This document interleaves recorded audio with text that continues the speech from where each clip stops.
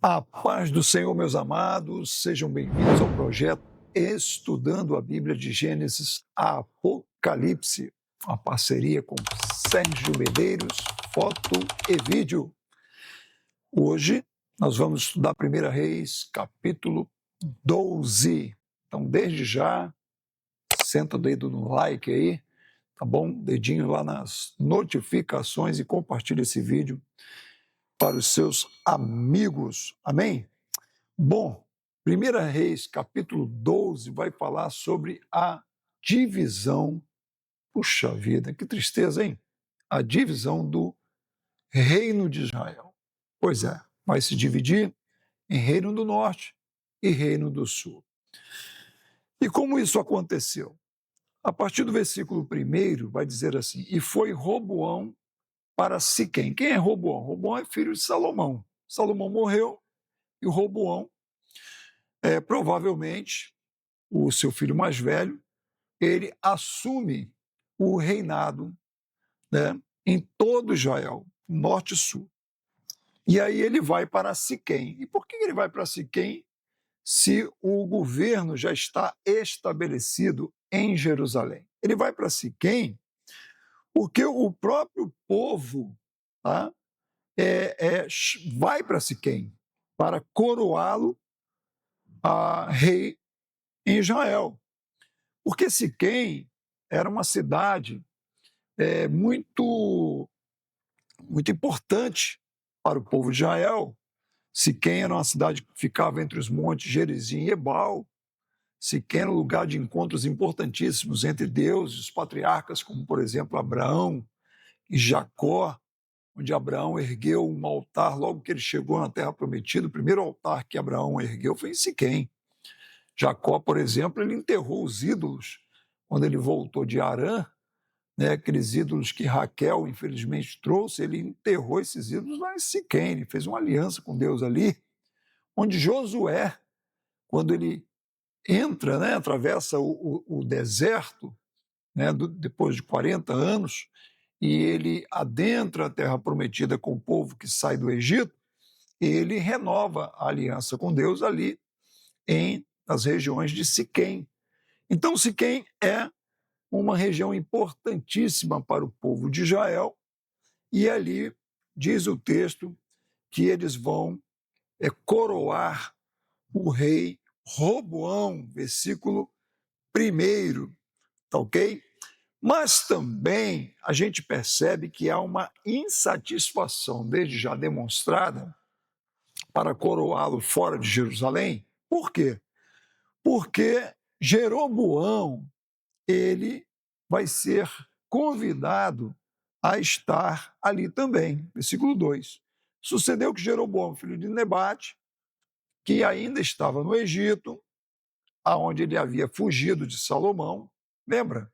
Né? Se você acessar aí as notificações, você vai ver nos estudos anteriores que Jeroboão foge para o Egito quando o profeta Aías profetiza que ele seria o rei do Reino do Norte. Quer dizer, essa divisão ela já havia sido profetizada, na verdade. Então, quando Salomão fica sabendo disso, ele começa a perseguir o Jeroboão foge para o Egito e fica lá, até a morte de Salomão. Tá? E agora, versículo 3, o próprio povo de Israel, quando morre Salomão, manda chamar Jeroboão de volta, e ele volta, se une à congregação de Israel e vão lá para Siquém para coroar Roboão. Interessante isso. Então, veja bem, não é um golpe de Estado que vai acontecer. O Jeroboão, ele está junto com a congregação de Israel, ali diante de Roboão, coroando Roboão, tá? E, naturalmente, que o povo não está satisfeito com o final do reinado de Salomão por conta das altas taxas impostas sobre o povo, os impostos altíssimos, tudo bem? E essa insatisfação já é o início, o prelúdio de uma revolta, e por conta disso eles trazem Jeroboão lá do Egito para participar ali daquele ajuntamento. versículo 4, eles apresentam, então, a, a, a, a, a insatisfação, né?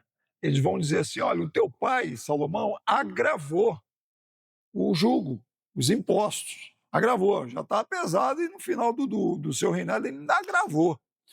Agora que você tem a chance de reinar, estão falando para Roboão, alivia, dá uma aliviada nesses impostos aí, porque esse jugo está pesado. O povo falando com Jeroboão ali.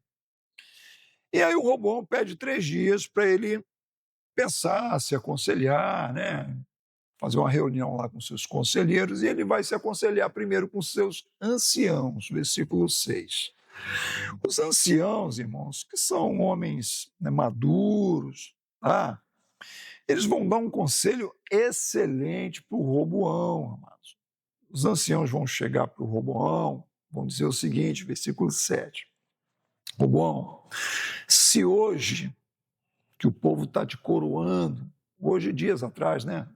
Se você, nesse momento, fores servo deste povo, olha isso, irmãos, que aprendizado, que princípio que os anciãos estão passando aqui. Anciãos, irmãos, homens vividos, calejados, né? Eles estão passando esse conselho para o Roboão, que é novo, nem tão novo assim, porque o Roboão já está com 40 e poucos anos, tá? Mas eles dão esse conselho. Se hoje fores servo deste povo, né, e o servires e respondendo-lhe falares boas palavras, baixando esses impostos, todos os dias eles, a nação, todos os povos, todos os homens do povo, serão teus servos. Quer dizer, se você servi-los, eles te servirão. Irmãos, isso é um princípio de liderança. O líder que serve, amém, vai ter uma liderança que lhe sirva. Isso aí é uma consequência natural, entendeu? De uma relação respeitosa, vamos dizer assim, ok? Então, irmãos, o Roboão ele assume um reinado de uma corte pesada que Salomão deixou, tá? E os empreendimentos que Salomão deixou, os tributos que os estados dependentes pagavam, os presentes que recebiam, né? O sistema de tributação comercial não bancava as despesas da corte de Salomão e ele impôs pesados impostos, ok? Todavia, é interessante a gente lembrar aqui que a insatisfação do povo não é em nenhum momento por conta da idolatria que Salomão impôs na nação no final do seu reinado. Lembra da idolatria? Que ele se envolveu com 700 mulheres, 300 concubinas e começou a levantar altares, começou a adorar deuses de várias nações. E o povo não está se queixando por conta disso, não. Muito pelo contrário, que parece que o povo está indiferente ou até aprovando essas atitudes do rei Salomão. Mas a insatisfação do povo é econômica, como que se o único problema de Israel fosse a economia. Tá? Vamos deixar passar isso, não. Versículo 8. O Roboão caiu na bobagem de deixar de ouvir os anciãos e foi consultar também os jovens que haviam crescido com ele, tinham a mesma idade que ele. E aí foi o seu grande erro. Ele foi se aconselhar com esses jovens, e esses jovens disse para ele o seguinte: ó, teu pai, ele fez pesadíssimos impostos, né? Jugo, pesou a mão sobre o povo. Mas tu não vai aliviar, não. Se tu aliviar, vai parecer que tu é mais fraco. Faz o seguinte, você tem que demonstrar força, poder, tá? Então tu vai dizer para o povo o seguinte, que o teu dedo mínimo é mais grosso que os lombos do teu pai. É isso, camarada. Tu vai piorar o que já está ruim? Meu Deus do céu. E aí, então, você vai dizer o seguinte, olha, o meu pai trouxe jugo pesado e aumentou sobre vós o jugo. Ele castigou vocês com açoite. Eu vou castigar vocês com escorpiões. Ah, irmão. Versículo 12. Quando o povo reunido ouviu aquilo, e ali no meio quem estava? Jeroboão. Jeroboão, aquele excelente, aquele homem excelente que trabalhou como servo de Salomão, que depois teve que fugir, exilado lá no Egito, tá? E que o povo conhecia a sua excelência, seu trabalho, sua liderança, e ele estava ali ouvindo aquela arrogância, Roboão vomitando aquela arrogância, aquela prepotência toda. Aí, irmãos, o povo se revoltou, tá? E começou ali uma revolta contra o governo do Roboão, porque o Roboão era um rei fraco, fraco de decisões, fraco de caráter, fraco de carisma, fraco de tudo que você possa imaginar, tá? E em nenhum momento ele recebeu do pai, né, sabedoria para governar, tudo bem? Versículo 16. Quando o povo ouviu isso, o povo se revoltou e já começou a perguntar: que parte temos nós com Davi? Ué, nos últimos anos, tudo que o povo via era Salomão se prostrando diante dos deuses das nações pagãs. Então, o povo agora está perguntando: que parte temos nós com Davi? Não há mais para nós herança no filho de Jessé. Então, faz o seguinte, vocês agora vão prover, né, as suas custas, as despesas da corte. E o povo foi para as suas tendas, como quem diz, nós não vamos pagar mais imposto nenhum, tá? Então vocês que assumam aí as despesas dos palácios, tá certo? Que vocês mesmos construíram. Irmãos, a coisa começou a fervilhar, né? Começou a ficar feia a coisa, tá? Versículo 17. No tocante, porém, aos filhos de Israel, que habitavam lá na cidade de Judá, também sobre eles reinou Roboão. Esses filhos de Israel são membros das tribos lá do norte, tá? Mas que moravam lá no sul. Tudo bem? A gente vê isso lá em 1 Reis, capítulo 12, no versículo 23. Inclusive lá no Reino do Sul, não vamos esquecer que não somente havia a tribo de Judá e Benjamim, mas também a tribo de Simeão, tá certo? A tribo de Simeão, ela ficava, vamos dizer, dentro do território da tribo de Judá. Isso está descrito lá em Josué, capítulo 19, no versículo 1. Tá? Então, a tribo de Simeão ela ganhou herança dentro da tribo de Judá. Então, esse pessoal também eram governados por Roboão, tá? Só para efeito aqui de informação, tá? Que Roboão governava todo esse povo, tudo bem?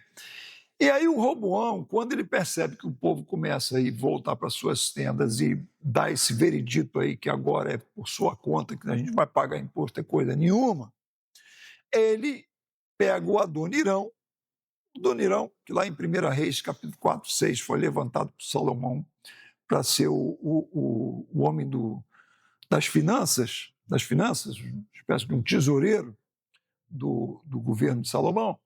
Ele pega o Adonirão e manda o Adonirão,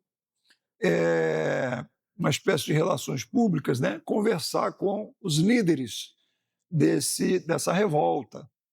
E aí, meu irmão, versículo 18, quando o Adonirão vai lá conversar, sabe o que fazem com o Adonirão? apedrejam Adonirão e matam o Adonirão. Matam Adonirão. Isso tudo acontecendo ali em Siquém, tá?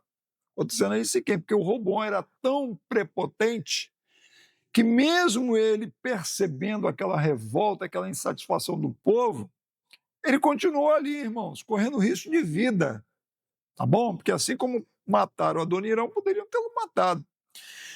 E foi só quando mataram o Adonirão que a ficha caiu e ele fugiu e veio para Jerusalém. E quando ele chega em Jerusalém, o que ele faz? Ele começa a reunir um exército, tá? Ele convoca a tribo de Judá e a tribo de Benjamim e forma um exército, porque agora ele vai estabelecer uma guerra civil, vai convocar uma guerra civil contra esses rebeldes, tá? E ele consegue juntar 180 mil homens. E aí você pensa assim, caramba, é um grande exército. Mas se nós lermos lá em 2 Samuel 24, versículo 9, na ocasião em que foi feito um censo em todo Israel, nós vamos perceber lá no registro de 2 Samuel 24, 9, que a tribo de Judá tinha 500 mil homens para a guerra. 500 mil. E na convocação de Roboão, ele só conseguiu levantar 180 mil. Por quê? Por que 320 mil homens simplesmente não compareceram na convocação? Porque eles não estavam de acordo com o rei.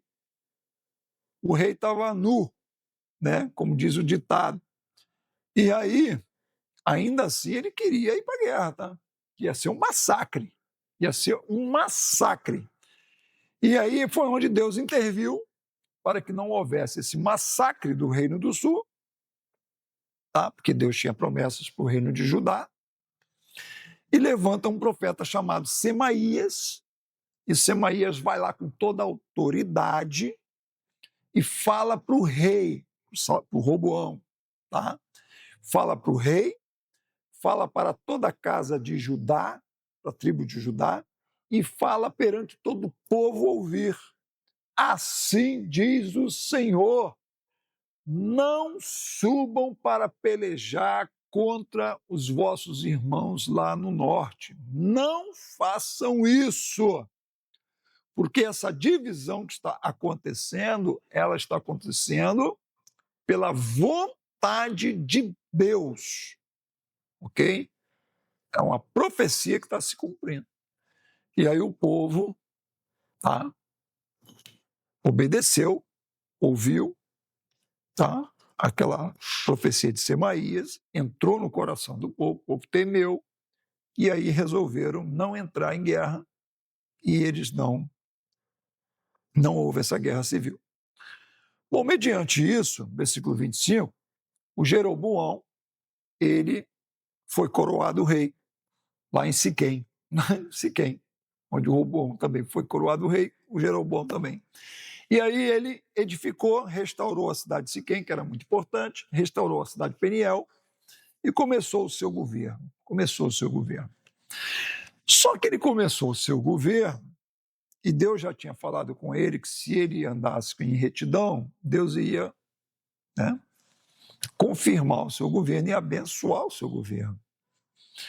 Só que o Jeroboão, ele começou a ficar com medo de perder o poder.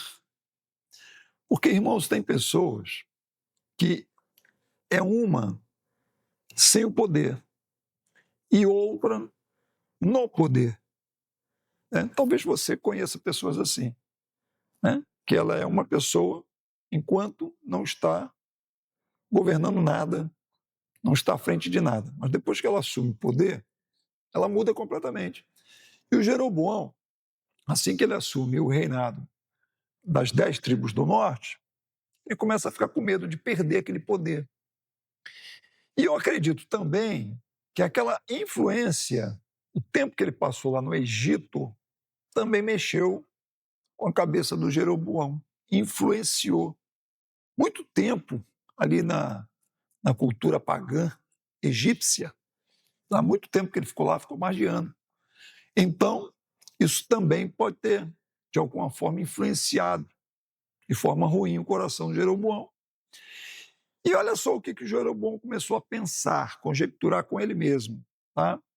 Ele pensou assim, versículo 27, se o povo começar a visitar o sul, onde reinava o Roboão, para ir na casa do Senhor, porque o templo ficava lá no sul, né? Nos territórios da tribo de Benjamim, aonde reinava o Roboão.